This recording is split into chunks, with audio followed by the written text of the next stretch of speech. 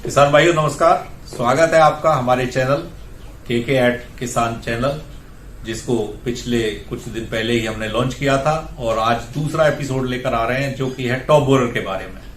चोटी बेधक, जिसको किसान भाई हम भाषा में जानते हैं, गन्ने का एक प्रमुख कीट है और गन्ने में कभी कभी काफी हानि पहुंचा सकता है।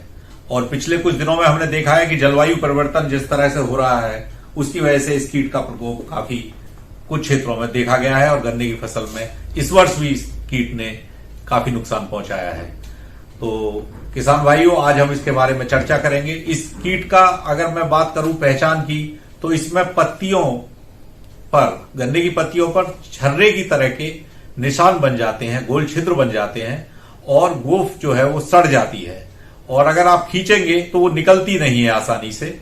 और दूसरा एक कीट इसी तरह का है, अर्ली शूट बोरर, उसमें अगर आप गोफ को खींचेंगे तो वो निकल आती है। इन दोनों कीट के बारे में ये एक मुख्य अंतर है। और इस फसल में क्योंकि उसकी जब गन्ना बनने से पहले गोफ सड़ जाती है, जिसकी वजह से गन्ने की पैदावार में काफी कमी आ जाती है।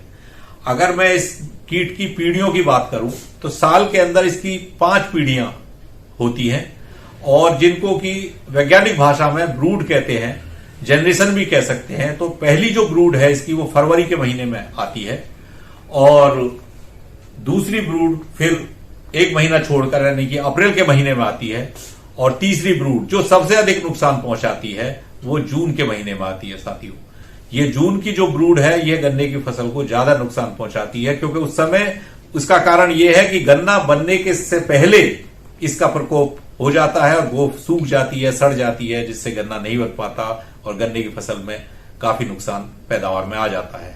इसके बाद इसकी जो चौथी पीढ़ी है वो अगस्त के महीने में और 5वीं पीढ़ी सितंबर के महीने में आती है। इसमें अगर मैं इसकी लाइफ साइकिल की बात करूं, जीवन चक्र की बात करूं, तो इसका जीवन चक्र हम कह सकते हैं कि इसका सबसे पहले जो अंडा है वो उसका जीवन काल 7 से 10 दिन होता है।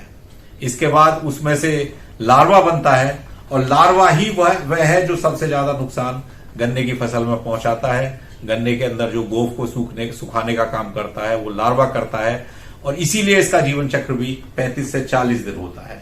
इसके बाद प्यूपा बनता है, जिसकी अवस्था फिर वो 7 से 10 दिन होती है और इस प्यूपा से फिर तितली निकलती है, जिसका जीवन काल 6 से 8 दिन होता है। मैं अभी बात कर रहा था साथियों कि इसकी तीसरी पीढ़ी जो सबसे ज्यादा नुकसान पहुंचाती है गन्ने की फसल में, वो उस समय पे जब गन्ना बनने से पहले जब इस कीट का प्रकोप होता है तो गोफ को ये सड़ा देता है और वहां पे एक बंची टॉप जैसा गुच्छ बन जाता है, आग के जमने के कारण एक गुच्छ जैसा बन जाता है और गुच्छा जिसको कह सकते हो आम भाषा में, जिसको वैज्ञानिक भाषा में बंची टॉप भी कहते हैं, और वहां गन्ना नहीं बन पाता। और गन्ना नहीं बनता है तो गन्ने की पैदावार में सीधे सीधे 25 से 30% तक की कमी देखी जा सकती है अगर प्रकोप इसका बहुत ज्यादा हो। साथ ही साथ चीनी के पड़ते में भी काफी कमी आ जाती है। तो ये कीट एक हानिकारक कीट बन सकता है अगर हम इसका नियंत्रण ना करें। तो हम इस जानकारी इसलिए आपको दे रहे हैं ताकि हम इस कीट के बारे में जान सकें और फिर उसके हिसाब से उसका नियंत्रण कर सकें। अब हम बात करते हैं जो मादा कीट है, जो फीमेल इसकी तितली है, उसकी पहचान कैसे करेंगे। उसकी पहचान यह है कि इस तितली के पीछे लाल और नारंगी रंग के बाल पाए जाते हैं और ये तितली अंडे जब देती है तो वो पत्ती के निचली सतह पर अंडे पाए जाते हैं और मध्य शिरा के समानांतर अंडे पाए जाते हैं। ये इस मादा की पहचान है और ये अगर नर के मुकाबले इसका साइज भी थोड़ा बड़ी होती है ये साइज में। तो इस तरह से हम इसकी पहचान मादा कीट की कर सकते हैं। और ये एक मादा कीट अपने जीवन 6 से 8 दिन के जीवन काल में 54 से लेके और 216 तक अंडे दे देती है। तो ये इसकी पहचान हुई। अब हम आते हैं इसके नियंत्रण पर, हम इसको कैसे नियंत्रित कर सकते हैं। तो साथियों, इसका नियंत्रण बहुत जरूरी है। एक तो मेरा आपको एडवाइस है कि अगर बहुत ज्यादा प्रकोप इस कीट का नहीं है तो आप कोई कीटनाशक का प्रयोग ना करें, क्योंकि अगर आप कीटनाशक का प्रयोग करेंगे उसकी जरूरत ही नहीं है, उससे और ज्यादा आपका खर्चा भी बढ़ेगा और आपको उससे कोई लाभ भी नहीं मिलेगा। इससे अच्छा है आप उसका मैकेनिकल कंट्रोल, यानी कि आप उसकी पत्तियां तोड़कर और दूसरे तरीके से जो अभी बात करेंगे उससे इसका नियंत्रण कर सकते हैं।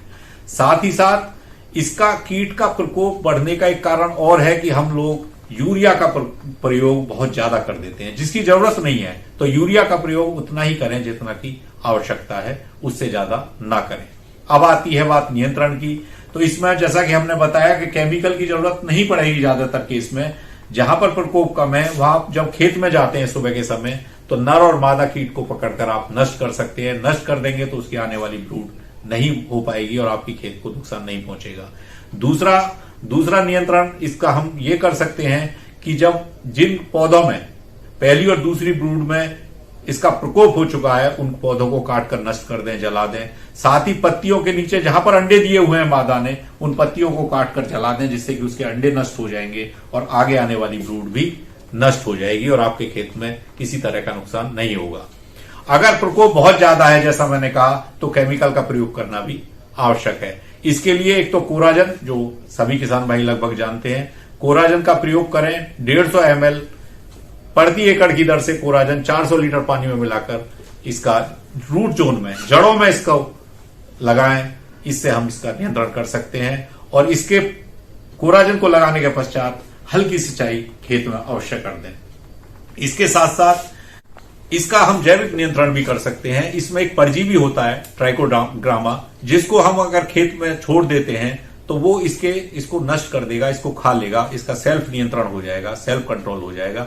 तो ट्राइकोग्रामा जो एक परजीवी है, उसका 50,000 वेस्ट हम 7 से 10 दिन के अंतर पर जून और जुलाई के महीने में खेत में लगा दें, तो वो इसको जैविक नियंत्रण कर देगा और ना ही आपको किसी केमिकल के इस्तेमाल की जरूरत पड़ेगी, ना ही हमारे पर्यावरण को नुकसान होगा और इससे खर्चा भी कम होगा। किसान भाइयों, अगर आपकी खेत में तितली दिखाई देती है तो 30 जून से पहले कार्बोफ्यूरान 3G का 30 किलोग्राम प्रति हेक्टेयर की दर से इस्तेमाल करें।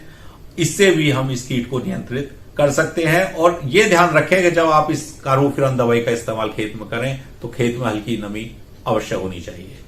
तो ये कुछ ऐसे नियंत्रण हैं जिनको करके हम इस कीट से अपनी फसल को बचा सकते हैं और आर्थिक हानि से हम बच सकते हैं।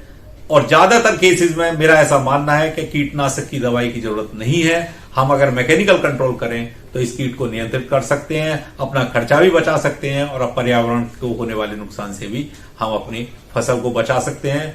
तो उम्मीद है किसान भाई इन सब बातों को ध्यान में रखते हुए, इन पहचानों को देखते हुए इस कीट का नियंत्रण अवश्य करेंगे और होने वाले गन्ना फसल के नुकसान से अपने आप को बचाएंगे और राष्ट्र की हानि होने से बचाएंगे। इसके साथ साथ ये आज हमारा दूसरा एपिसोड है। हम धन्यवाद देते हैं आपका और हम आने वाले समय में इस तरह की और जानकारी हेतु वीडियो लाते रहेंगे। और जिन किसान भाइयों ने अभी तक सब्सक्राइब नहीं किया है ये चैनल, तो मेरा आपसे अनुरोध है कि आप इसको सब्सक्राइब कर लें। आगे आने वाले दिनों में हम दूसरी जानकारी देते रहेंगे जिनको आप समय से प्राप्त कर सकते हैं। मैं आपको बता दूं कि अगले आने वाला जो एपिसोड है वो हमारा रेड रॉट के ऊपर होगा, क्योंकि रेड रॉट भी एक जिसको गन्ने का कैंसर भी कहते हैं, बहुत भयानक बीमारी है। आज हमने कीट की बात की है, अगली बार हम बीमारी की बात करेंगे तो हम रेड रॉट पर चर्चा करेंगे। तो उसके लिए आपको जरूरी है कि आप इस चैनल को सब्सक्राइब करें और लाइक करें, सो दैट आपको आने वाले वीडियो समय से मिलते रहें। धन्यवाद, नमस्कार।